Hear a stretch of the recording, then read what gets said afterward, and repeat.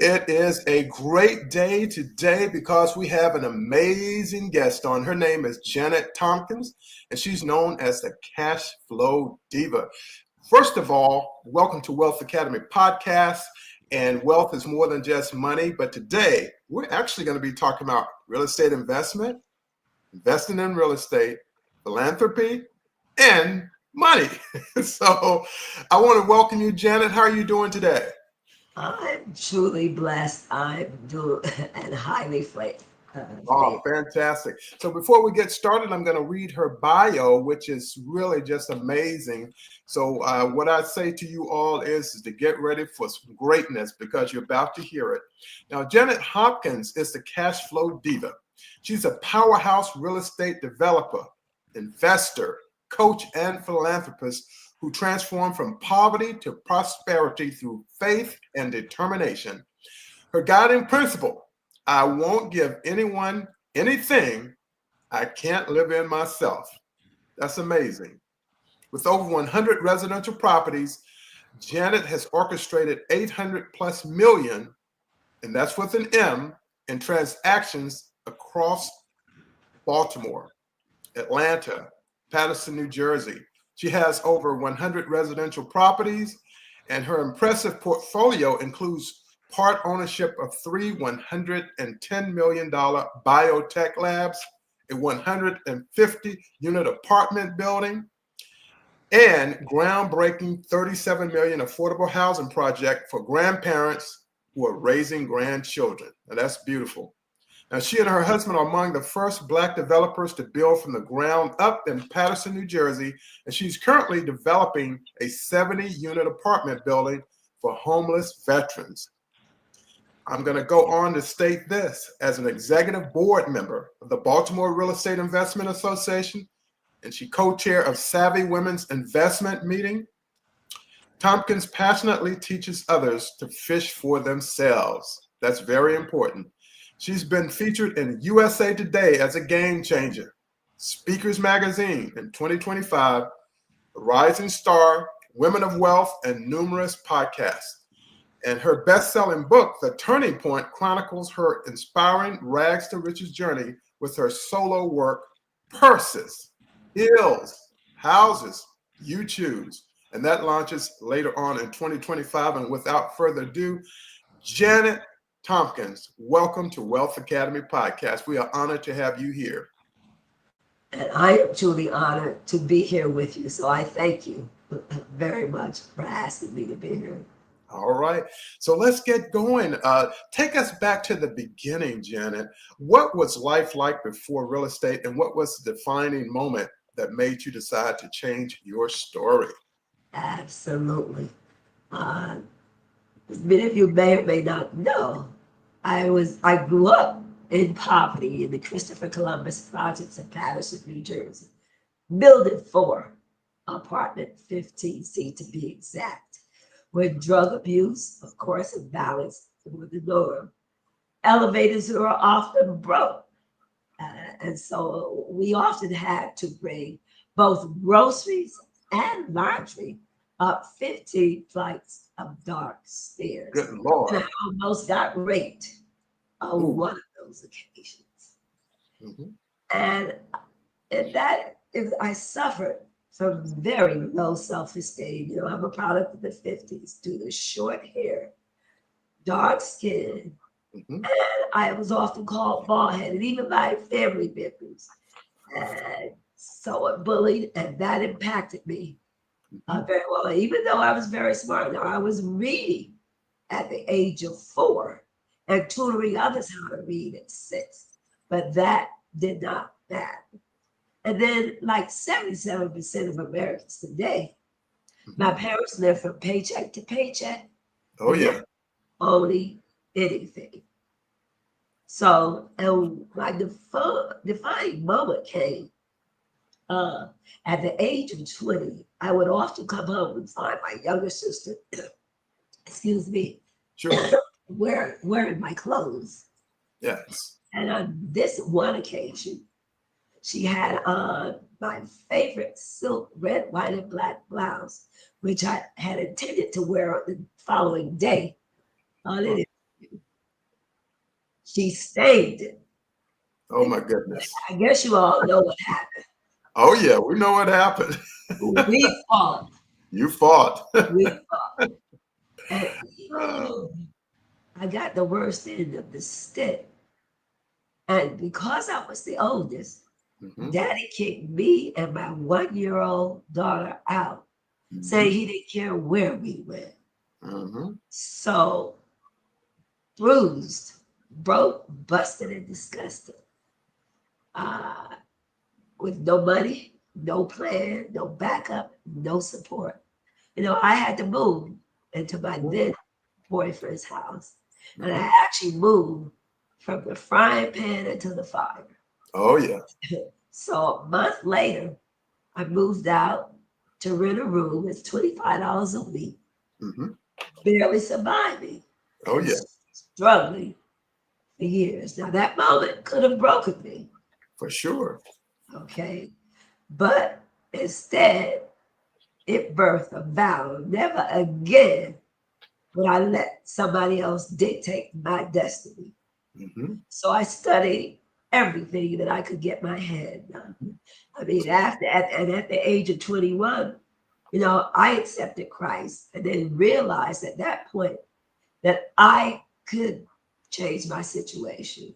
For sure. Once again, after that, I studied everything I could, Money Magazine, Eat, Think and Grow, to find out that 90% of the world's wealth, the world's millionaires, were created by owning real estate. Real estate, yes.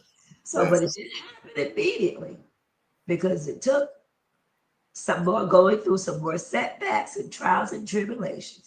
But 5 years later, at the age of 26, with favor, resilience, and education, now married with 3 children, we're able to purchase a 23-room triplex with 9% interest, no money down, that's 0 money down, That's no closing, and closing costs. Real estate, yeah, creativity. Absolutely. So in my keynote, it's no credit, no cosigner, and no excuses. So yes, that's such a beautiful. What occurred. I leveraged my resources. I eliminated my excuses. I activated my faith, and I partnered with purpose with both my spouse, my God, and the state of New Jersey. Absolutely. That's a beautiful trinity there, Janet. And I tell you, I got kicked out of the house too. My situation was different from yours. I just wanted to play football. And my dad said, well, you can play, but you won't live here. I said, see ya later, alligator. But at least you left on your own. I wasn't prepared to leave. I understand. But you have just a wonderful story. And I know we're going to talk about your speech, your showcase a little bit later, but I enjoyed listening to it. Everybody did. We were just raving about it. I was like, wow. One of those wow moments. And I'm hoping that more people can hear you talk about that. So you said, I won't give anyone anything I can't live in. How has that philosophy shaped your real estate projects and business ethics? Because I know they go hand in hand. Okay, absolutely. First of all, I try to live by the golden rule, treat others as I want to be treated. Right. And especially in half of my portfolio is single women. So, and sometimes I've even had to fight my husband. But listen, I have been giving granite countertops, stainless steel, black and stainless appliance for over 25 years. Yes. For me, character matters. And that philosophy for me means integrity is non-negotiable. So if I won't live in it, safe, clean, and dignified, it doesn't go to a tenant. So it shaped my brand in that even, that this is a male-dominated. For sure. Absolutely. So in joining the Baltimore Real Estate Investment Association some 25 years ago, all of the guys said, I don't know why you're doing all that, because you don't have to. All you got to do is give them a decent place to live. I say, yes, I know that. Mhm. Okay. But I remember being one of them. So no, I'm going to give them more than a decent place to live. And Absolutely. so I have had tenants. I have been in Baltimore 24 years. And guess what? I have tenants that stay with me 24 years. 24 years. Some of them have left and come back Yeah. because they say, Miss Janet, there's no other landlord like you. And so, as a matter of fact, so the guys were not doing the granite and they weren't doing the The extra. appliances the way that I was. So about 2 or 3 years later, then they come to me, Janet, where are you getting your appliances from? Where are you getting your granite from? Because guess what? I was taking all their all of Their business. all of their tenants. Oh, So it's my brand, to deliver excellence, that's correct. quality, and then I want to have pride in what I do, and also have people respect me and me respect people. Just because you have a voucher Yeah, doesn't mean you want to move it to anything. that's true. So, and my properties aren't just buildings; they're Mhm. homes, and Home. so it also determines the type of tenant that you're going to get. I mean, if you give them something good, they're going to stay with you. And typically, what I do for Mhm. my best tenants, if, for example, sometimes the voucher holders, for if they're with me that long, and Sure. the children have moved out, then they Out. can, Section 8 won't kick them out. But what they will do is they increase the amount of money that they have Honey. to pay. So, for example, if they have a 4-bedroom voucher and their children involved, they may have to downgrade to a 3 or a 2-bedroom voucher. I will Exactly. actually go out and buy a property for them to meet their standards if they've been some of my best tenants. So, Exactly. Yes. And it's that quote, people don't care how much you know, they want to know how much you care. absolutely. And that's what's taking place there. And, Yes. and once you get a tenant, they recognize that, wow, I've never had this before, and they never forget it. And that's why they don't move. Absolutely. I mean, everybody is doing it today, but Sure. still, it's that care that you're Yeah. giving them. And what I most often do as well, I give the kids that are going off to college, I Uh-huh. provide them with scholarships as well if they're Oh, getting good wonderful. grades. As a matter of fact, I wind up buying clothing, I buy notebooks, and coats, and I've even purchased bedroom suits for Yeah. some of them. And that's called favor.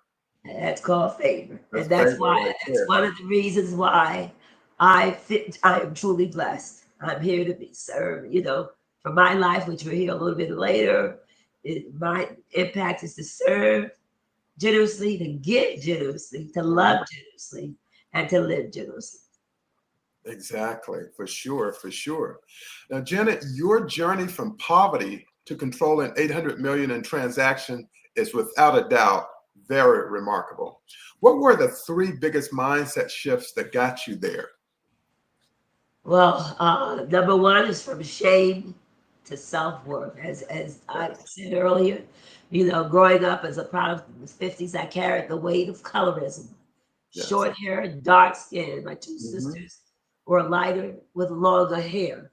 And Uh-huh. so that left me with feeling less than, Sure. even when I was excelling on paper. And that Mhm. took me a long, long time to actually get over there.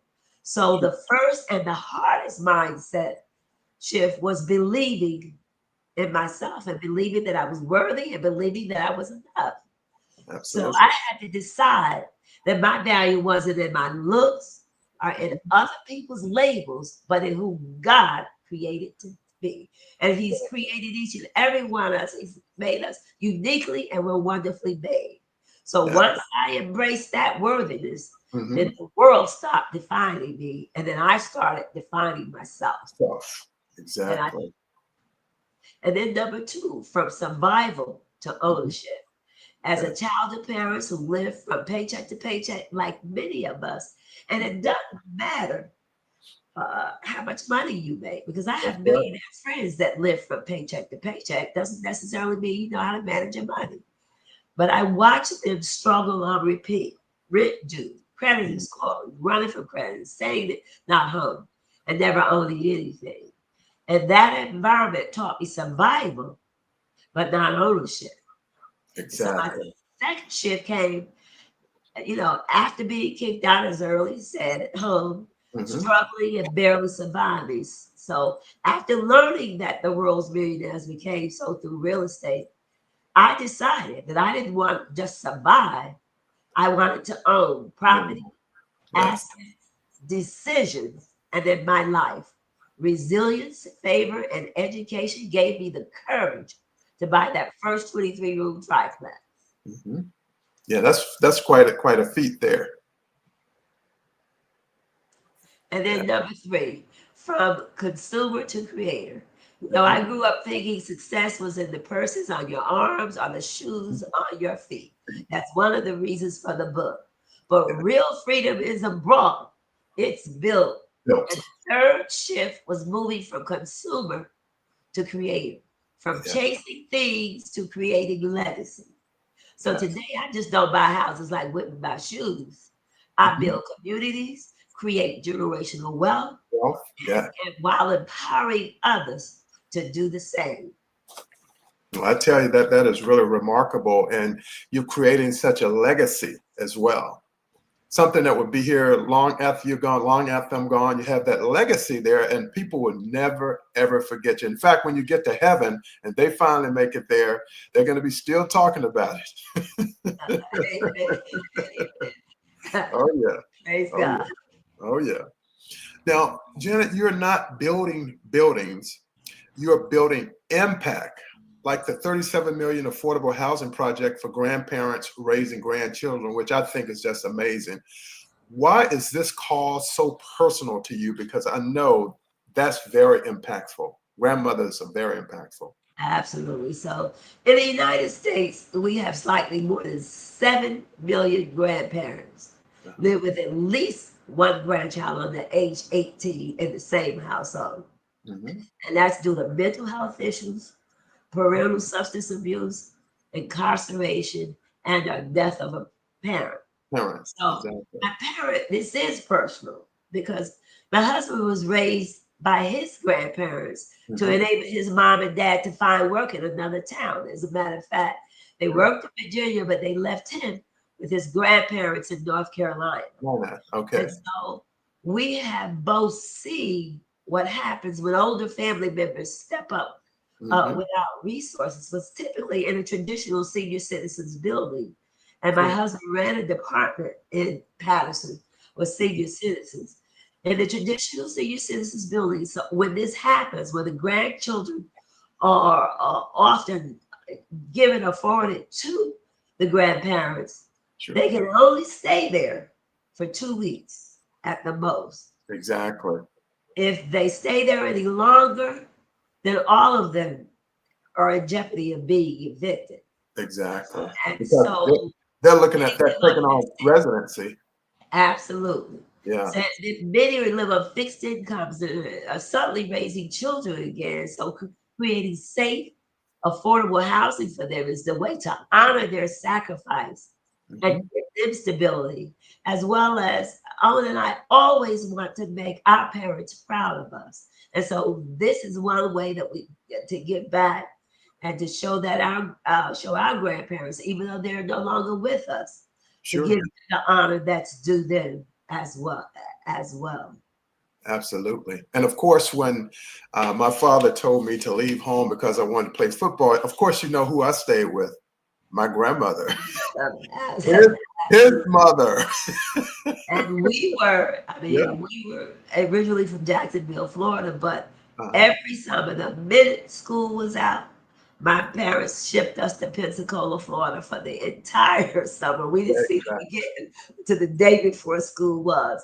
So a lot of my, I would say, godliness comes Sure. from my grandparents. And I actually say that Owen and I were the first to own a property, Yeah. but that's not true because my grandmother had her own corner store Hmm. off of the carport. She had Uh-huh. her own property and she had her own church as well. So Wow. she's truly, when I look back, A trendsetter. Truly was the first in this family Oh to yeah, own property and assets. exactly. That is beautiful.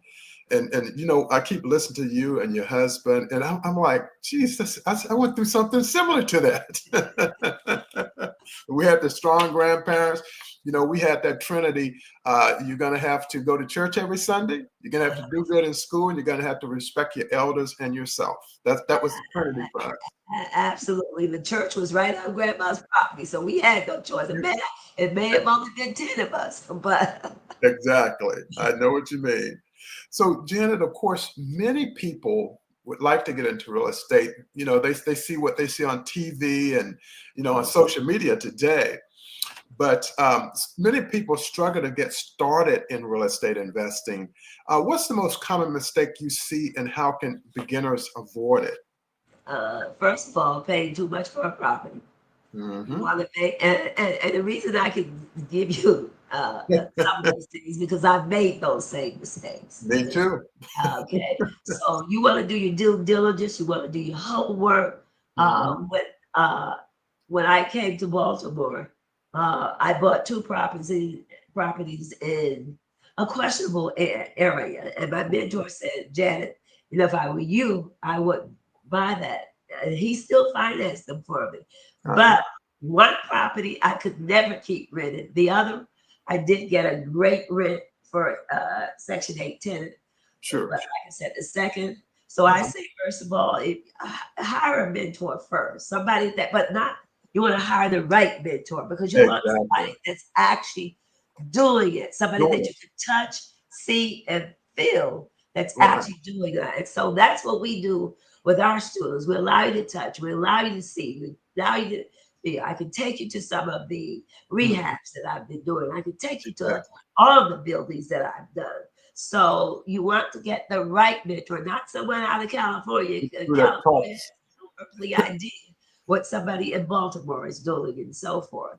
So that's the Absolutely. first thing. I mean, we bought a property here, the first property, one of the three-unit buildings that we bought for $90,000 at Hmm. Brownstone in Hmm. Baltimore. Hmm. But I hadn't done my homework because the rents in New Jersey here, I'm getting $2,000 rents. Sure. Here in Baltimore, Baltimore. only getting $200 rents. But the Exactly. great thing about Baltimore is, Hmm. unlike Jersey, there's rent control. In Baltimore, there is no rent control. So praise Hmm. God, we were able to get the tenants out and able to raise the rent. So all these things you should look for. You should do Hmm. your homework. You want to find out what the rental values are, the Sure. property values are, the street, even the Yeah. blocks, because some areas are block by block neighborhoods, and Exactly. one block can command a certain type of rent, while the others will not. And then the Got. other thing is what New Yorkers and a lot of DC folks were doing is they were It. coming over and paying an astronomical amount for three Now. and $400,000 for buildings. Sure. And Baltimore was not that kind of rent. You couldn't get that type of rent. So in 2008, when the Hmm. crash occurred, Oh I yeah. bought some of those same buildings for 50 cents on a dollar because they were Hmm. foreclosed on. That's really great. And Yeah. then over leveraging, Hmm. you take on too much debt, Yeah. without a financial safety net. You got to remember back in the day, they give you as much as you want. Even today, you can Sure. get between 75 to 80% Sure. after repair value on the property. But Sure. typically, I only take anywhere between 50 to 65% Hmm. of the appraised value because I don't want to rate the building. You want to leave some equity in the building. Absolutely. Yes. Okay, You got to repair costs, everything. everything. Utilities, and if you have some cases homeowners insurance or mortgage, uh, Absolutely. And that's MPI, my next statement. Underestimating the cost. They failed to budget for property taxes, Texas. Yeah. insurance, maintenance, Great. repairs, and Oh yeah. property management fees. And what I teach my students to do is to Mhm. also include your reserves, because Sure. this is how the banks, when the banks are going to give you a mortgage, they include all those things. So I tell Mhm. them to take your reserves, 5% property management fee, Absolutely. and all of those things. So I teach them to do the entire budget to budget that way as well. Yes, that's really great. That's really great. I tell you, I bought my first house in Texas and I paid too much for it. But in the end, once I sold it years later, I was able to kind of recoup it, if you Oh, will. absolutely. Yeah. So Yeah. it worked out great. But as you stated, a person in New York, they're so used to the properties being at such a high level, you're not going to get that in Baltimore or even here in Fort Washington where I live. Yeah. Because it's just not at that level because of the income and everything else. So Absolutely. yeah. So let's talk a bit about breaking those barriers. Of course, your grandmother, she had a church, and so she was breaking ground, had a business, and more. Um, from being among the first Black developers to build from the ground up in Paterson, New Jersey, to your work with homeless veterans, how do you navigate challenges in historically underrepresented spaces? Okay. Well, first of all, I have to give my husband, my best friend, my lover, all the Uh-huh. kudos in the world Hmm. because he brought me in, and today I am the only woman Hmm. sitting at the table. So he brought me in with Hmm. him, and we brought my baby brother and my sister-in-law in as well. But Great. even so, I'm still the only woman who sits at the table where the deals are all being made because this is a male-dominated It industry. absolutely So is. I face skepticism and bias throughout my journey, as I said to Sure. you a little bit early with the granite countertop. So I started immediately just on the residential side of the Sure. house. Okay, but one of the things that allowed us to be a little different is we come in, even though we are Black, and as a matter of fact, I'll give you an example for both of us. Hmm. So, one day we went into the office because we're in contractors meetings. So Sure. in the contractor meeting, our contractor is a good old white boy.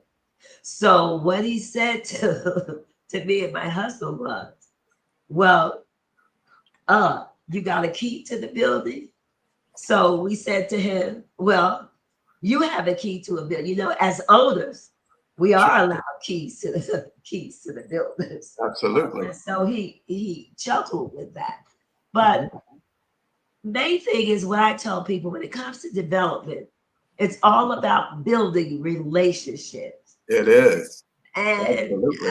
thank God we have built those relationships with all the politicals, Sure. all the powers that be. Mhm. As a matter of fact, with that grandparents building, we were the first in this city to get unanimous city council vote Mhm. to get $17 million from the state of New Jersey. So Absolutely. that had to be voted on. For So sure. that was unanimously done. And Mhm. so we also know before we take it to the city council how many votes we need. So there are 9. So we typically you only need 6, but we want to make sure that we get 7 of those. But Exactly. then the other thing that makes us different is we make it easy because we give back for on the grandparents' house. What we did is we gave an African American nonprofit free Mhm. space. And not only free space, we provided a grants writer to them and provided them with furniture and computers. Oh, you can't ask for any more than that, And especially the grant none of writer. the other developers Sure. come close to that. On the veterans housing, there is a um, 95% Hispanic population. So we're going to do the same thing for Hispanic population. Then there's a Bangladesh population. We're Listen, going to do the same same thing thing for for them them. on that third building. Mhm. So we give back. So we also expect excellence. I mean, the Sure. grandparents' housing is absolutely gorgeous. Every floor has a computer room for the children. There's green space. So they don't have to go out to a library or a community center. They work in-house. Absolutely. Yeah. And then on top of that, Mhm. we're also giving them mental health because, as you Yes. well know, Oh, yeah. with grandparents, some of them are much older. Sure. Uh, if they're taking care of those kids, there are going to be some issues. For So sure. we also are we put a mental health Oh, facility in place as well.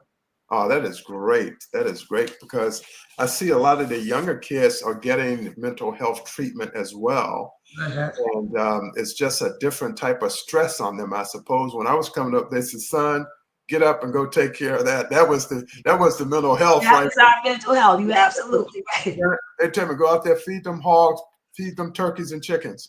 That's the mental health right there. Yes, but that is wonderful. That's wonderful. So let's transition just a bit. Of course, you just came off of the speaker showcase. You're now a keynote speaker. And as I stated before, if you have not heard Janet Tompkins' speech, and she delivers it like the champion that she is. And one of the things I want people to understand is that everybody needs to hear it, first of all. And it's something that is really amazing. It is called LEAP. No credit, no cosigner, no excuses. And I'm telling you, I've heard a lot of people speak, but you haven't heard Janet Tonkins speak. You need to. So let's talk about your speaker showcase and journey and what that was like on that day. And of course, I've interviewed other of our cohorts as well. But what was that experience like for you, being on that stage in front of that audience, delivering that masterpiece that you delivered? Believe it or not, I was a little scared. I was excited and I was a little scared. Uh-huh. But then I thought about it. I could not Your tell. your your, your best your message is your best, and I knew people need to hear me. So once I got on there, once the first sentence got out, Oh yeah. I just Took poured it. my heart out Uh-huh. to those because somebody said to me, and I really didn't want to do this because I didn't feel it was necessary for me to do it. But somebody said, "Miss Janet, it's a sin if you don't get out there and show Exactly. the world and tell the world what Uh, you've come through because there's so many people that Need to hear that message. needs Absolutely. to hear." And, And as a and, and matter of fact, I gave it again, a uh, longer version in Nashville okay, this week. fantastic. This week. Let's talk about Nashville It was amazing. And, I want to give Dr. Cheryl Woods a kudos without a for doubt. providing a vehicle for all of us to do Yeah, this. yeah, And I've been through quite a few speaker trainings, and I yeah, have to say, she is one of the best. So I just thank her yeah. uh, for what she's doing for each and every one of us. And Paul, you were just as fantastic as well. Well, I tell you, I told Coach Wood, I said that she said, "Well, what was this experience like for you?" I said, "Well, coming under your tutelage, it changed my life Oh, yes. because And it made me I do agree. things. Yeah, I did things I had never done before, and now we have, like you said, you gave an extended version. That just adds even more of a transformation for people.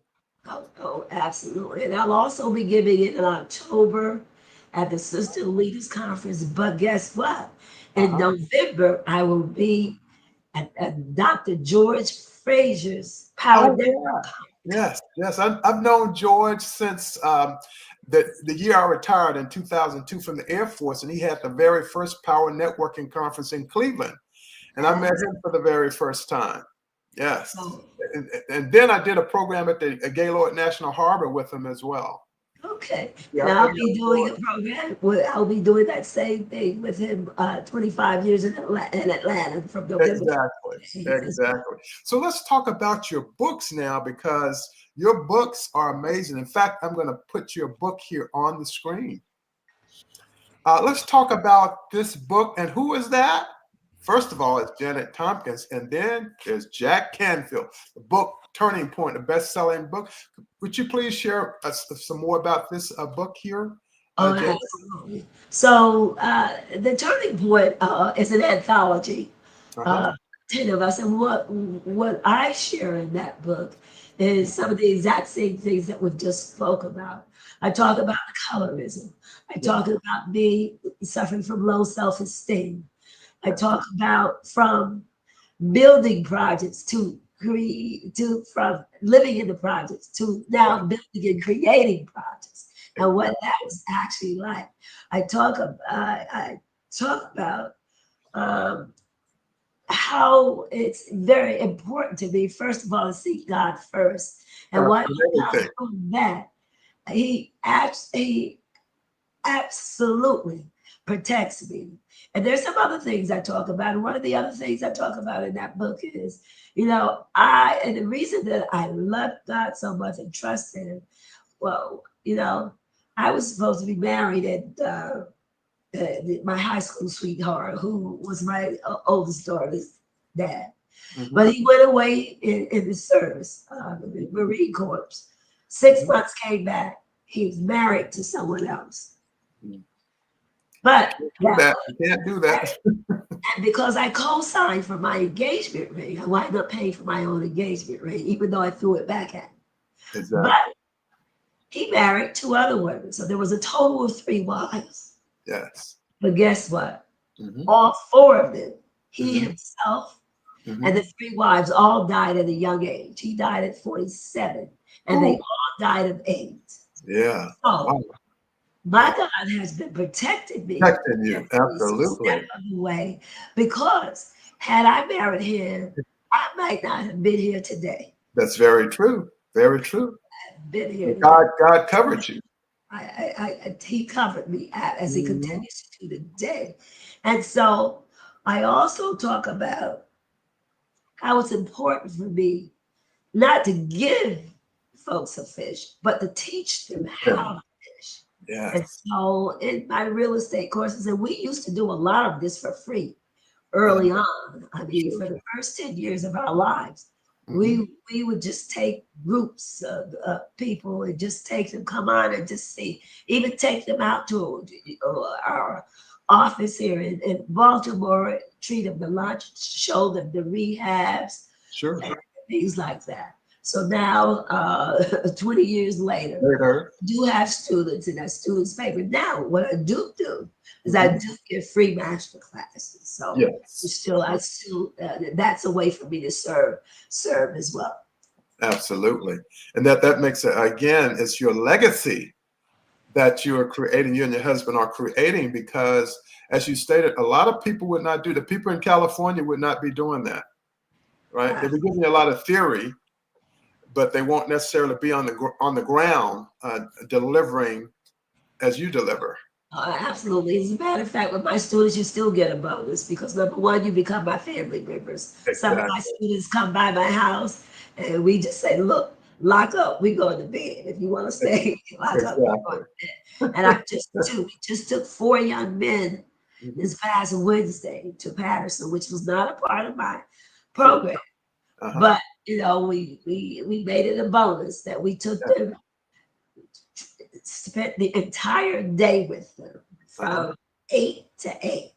So we took them to the city council, we took them to the department where land is given, and we just showed them every step of the way. We took them to our partners. And so, and they had some absolutely wonderful questions for them, and then we wind up taking them to dinner to them. Golf course. So that's business right there. That's how business is conducted. Absolutely. Yeah. So at our age now, that is our way of giving back and serving our community. Absolutely, and each one teach one. They'll take what they learn from you, they'll pass it on to the next person. Yeah, that's very important. And those are the exact words in the book as well. Each one teach one. Each one teach one. So you also have another book coming up called Your Purses, Heels, Houses, and You Choose. So that launches later on this year? Yes. Next month? Okay. Yes. And that tells the story of you coming up from your infancy when you were younger till now. Yes. And basically, it's to women. Because what I want all of us to be is from consumers to own. For me, I became from consumer to own. I realized it was better to own the store than to shop in it. because I see so many of our young ladies obtaining loans for boobs, Oh belly yeah. tucks, and the Oh A yeah. word, as well as putting Nike sneakers Oh on yeah. our 1 and 2 year old feet that's not going to last. So I also Exactly. tell our young women to Mhm. let your assets pay Yeah. for your A's. That's right. Okay. So Right. it's about shifting priorities from buying status to building assets. Now, I'm Exactly. not saying that you can't love. You can still love Yeah. horses and hills, Sure. which I absolutely do, but you want to own property and assets such as stocks and bonds first. Sure. Then let your assets Yes. pay for those things. And Yes. in my longer keynotes, I ask, would you rather have a closet full of shoes and purses, Sure. or properties, assets, and investments? And invariably, everyone raises their hands on Sure. purses, properties, and assets. Hmm. And as I said, you can have both, but Sure. in the right order. It, Absolutely. Yeah. it's It's hard. about It's hard to catch up with debt once you get it. And your principle is to be a lender rather than a borrower. absolutely, Yeah. that's the word. Especially in the personal life. Absolutely. It's about teaching others to prioritize Yes. their long-term freedom over temporary pleasures. Absolutely. Absolutely. And it's all based on timing as well. And all based The on time. earlier you invest, the better your The retirement is going to be. earlier you address, and I'm teaching 3 and 4 years old to invest as well. So Absolutely. because we want that next generation where we don't rent dreams, we own them. Where we don't inherit pain, we inherit property, and we don't wait all the time for rescue. We walk in responsibility. Right. So we don't want to be just consumers. We want to be creators and investors and legacy builders. Absolutely. Yeah, that makes all the difference. And you don't necessarily have to wait on someone to come to save you. You can save yourself. Because as we see now, nobody's Mhm. going to take care of it. Nobody's going to take care of it. You have to use your wits, like as grandmother used to say, you have to use your That's right. mind. Yeah. And that thing, the word I like to tell my kids, common sense. Common sense. Amen. My kids ask me, what is common sense? I said, well, you can't look that one up on Google. All right, so let's look a little bit about, of course, you've been recognized as a game changer by USA Today and as a rising star by Speakers Magazine. How do you stay grounded while aiming higher? Because there's a balance that one has, of course. I mean, you got to be humble. You Mhm. have to be humble because if you're not in the Lord and you got to serve, I seek Him first, and everything else is added to me. Mhm. Because first of all, I know who I am. I know whose I am. I am. I know Mhm. all that I am, all that I have, and all that I own come from Him, and Yes. not that I own. So that's Yeah. one of the ways that I Mhm. stay grounded. And so, and also, I'm on a mission, and my mission is simply to impact this generation and Yes. change the next generation for the good of God's glory and to the Mhm. glory of God. So, my Exactly. success isn't just for me, it's a tool to bless others. And so, I celebrate the wins, but never forget the mission. Absolutely. And the thing about it, what you're sharing with us is the fact that you're on God's plan. You're operating on God's plan. And when you're operating on God's plan, things happen that people can't believe will happen. It's like That's almost right. like a miracle. Yes, yes, yes. As It's a long miracle. as obedience brings blessings. Yes, it absolutely does. So we're getting down here to our final question now as we're about to wrap up. And this has just been an amazing interview with you. And again, as I stated, I'm honored. I myself have been interviewed by Dr. Maya Angelou, and it's something I will never forget. But I also want to add to that that I'm honored to be interviewing Janet Tompkins. Oh, thank Yes, you. Thank yes, you so much. yes, Thank you. absolutely. Now, for someone listening right now who feels stuck in their circumstance, what's your first piece of advice for them starting their own turning point? Okay, so start with one small, Yes. doable Hmm. action step. And I will tell you today, okay, there are over 2,000 programs Hmm. nationwide It will allow you to be a first-time home buyer.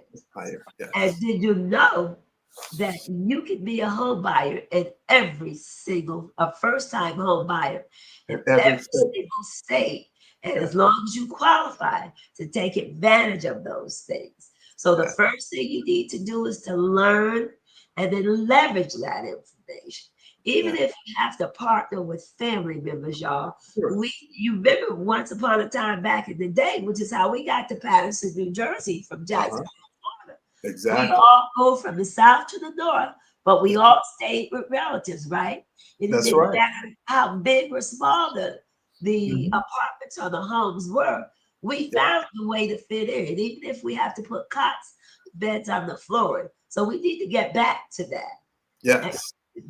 And you don't need to, and you don't have to have it all figured out. Just move. Yes. Because it's not going to come with everything's perfect. It comes when you decide to take action. Exactly.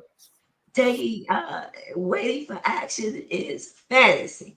Okay, wealth without action is fantasy, but wealth with action equals legacy and wealth. Yes. So it was my elite formula was the 4 steps that took me from scared, broke, living in the projects to now building a multi-million-dollar real estate portfolio. And not only that, partnering on $1 billion projects and funding other people. Absolutely. Ooh, that's just fire.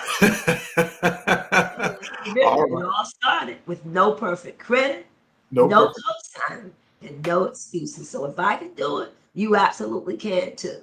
Yes, absolutely. Well, I tell you, Janet Tonkins, you are just amazing. You and your husband. I really enjoyed meeting your husband at the showcase as well. And you are doing some great things. You're shifting the atmosphere, as I say.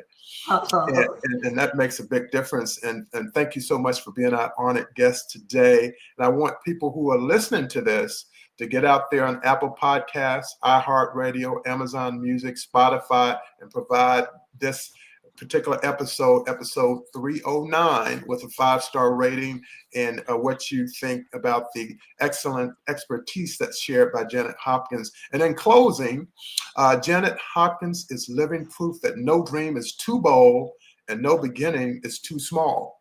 From multi-million-dollar developments to life-changing community projects, she's not just creating wealth, she's creating legacy. And if today's conversation sparks something in you, connect with Janet, read her books, attend her trainings and masterclasses, and take the first step towards your own turning point. And remember, the right mindset, the right moves, and the right mentors can transform everything. This is your time to build, grow, and live in the life you've always imagined. And so, in parting, Janet, I want to just thank you. Thank to all the people who are listening, who will be listening on archive, and those who are viewing it live on the live stream. We thank each and every one of you, and I look forward to interviewing you again in the future when we see some of the other projects spring up, and I would love to talk about those students and how they're developing. That would be great.